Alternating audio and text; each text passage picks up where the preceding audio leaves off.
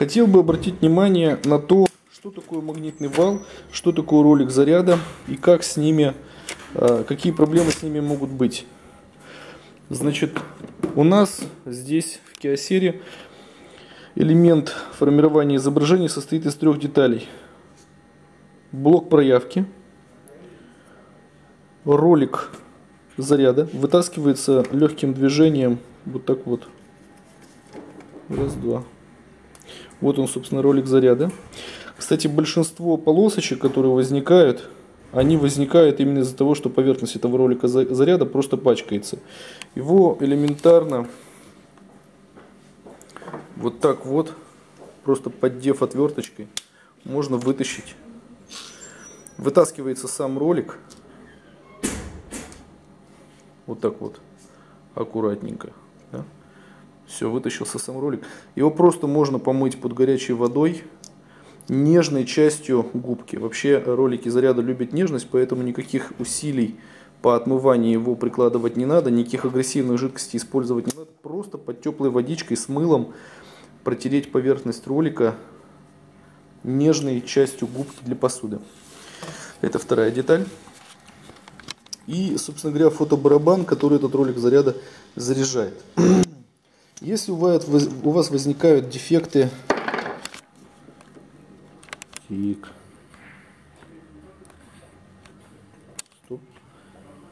секундочку. Если у вас возникают дефекты, связанные с неправильным изображением, точнее неправильным нанесением тонера на поверхность магнитного вала, то магнитный вал вот он виден, когда вытащен ролик заряда. Вот он, второй вот такой вот серенький вал. И если эти дефекты четко повторяют дефект на листе, и вот прям шуба какая-то неровная на этом магнитном валу, это можно сразу разглядеть, вот просто открыв аппарат, вытащив ролик заряда. Сразу понятно, что делать. Как вытаскивается блок проявки? Очень просто. Здесь, значит, есть вот такой вот пластик, вот сюда вот палец поддевается и тянется внутрь и вверх. То есть взяли, потянули внутрь и вверх. Все, он вылез. Видите? Пластик. Внутрь и вверх. Просто потянули внутрь и вверх. Он вылез. Значит, открывается контактик вот этот бело-красно-черный. Контактик магнитного вала. Его отодрали. Здесь, соответственно, с этой стороны блок проявки зафиксирован в распор. Поддели его. Сейчас, секундочку. Я вытащу двумя руками. Так удобнее. Значит. Ну и все. Значит, поддели его. И вот он, значит, наш блок проявки спокойно, целиком, вот так вот блочно вылазит. Вот он, блок проявки.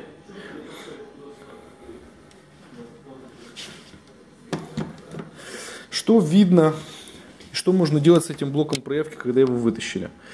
Значит, дефект, о котором я говорил, там волна, фончик с волной, как правило, выражены в том, что шуба, то есть слой тонера, нанесенного на магнитный вал, неравномерный.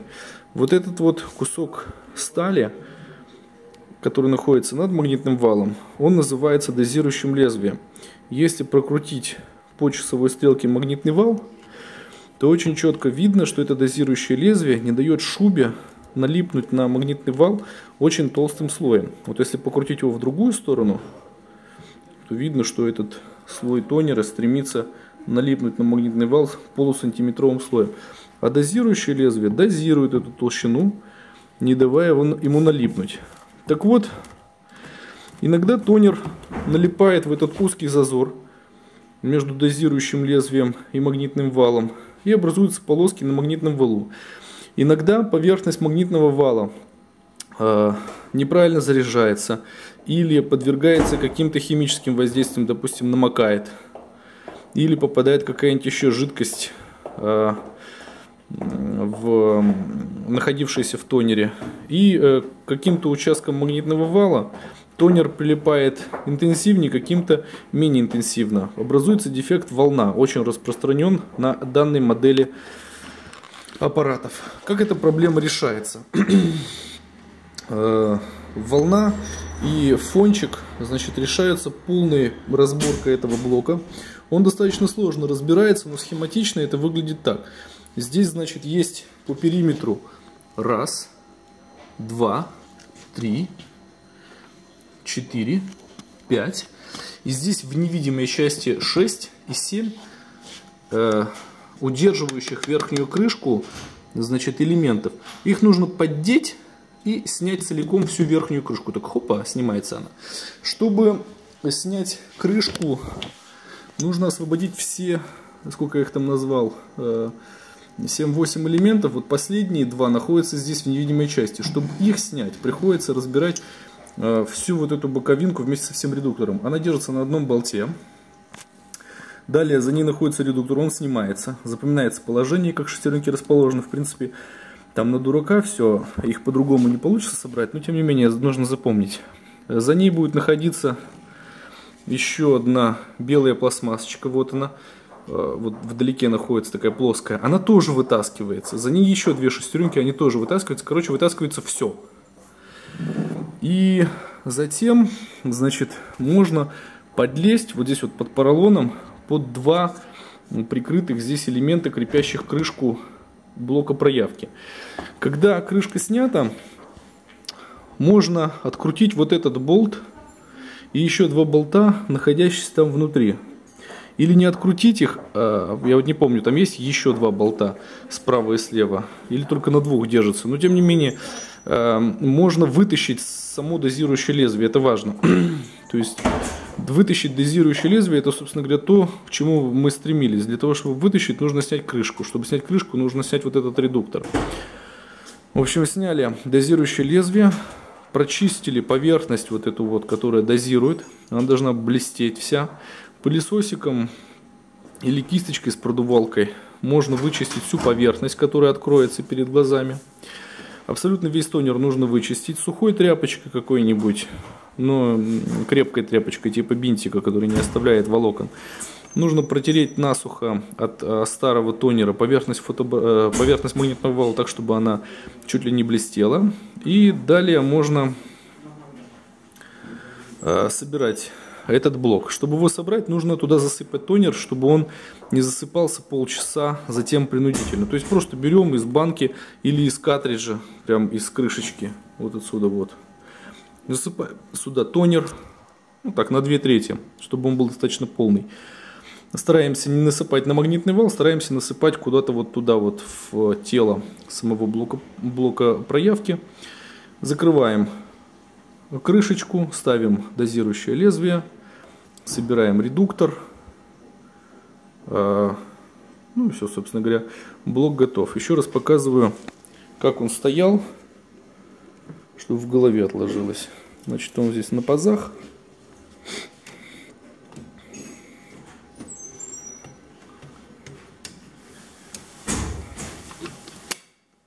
Все, блок проявки встал. Контактик нужно подсоединить.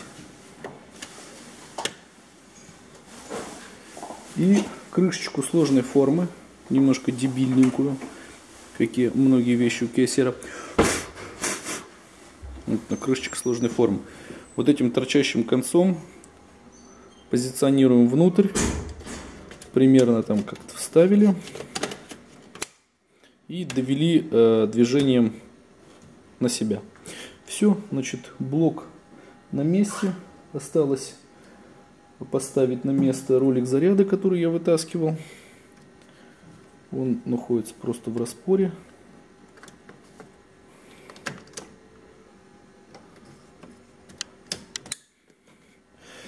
Тонер картридж. Вот этот полупустой поставим. Он здесь был.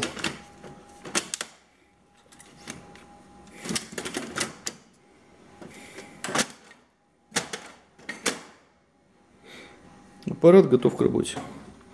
Я вам показал, как идентифицировать дефект полоски. Как правило, они связаны с грязной поверхностью резинового валика. И как ее можно очень легко при помощи мочалки мыла и теплой воды нивелировать. И я показал, как идентифицировать проблему волны и фона, как его видно визуально прямо на шубе магнитного вала, и как ее также можно решить подручными средствами прямо у вас в помещении, не привлекая стороннюю организацию.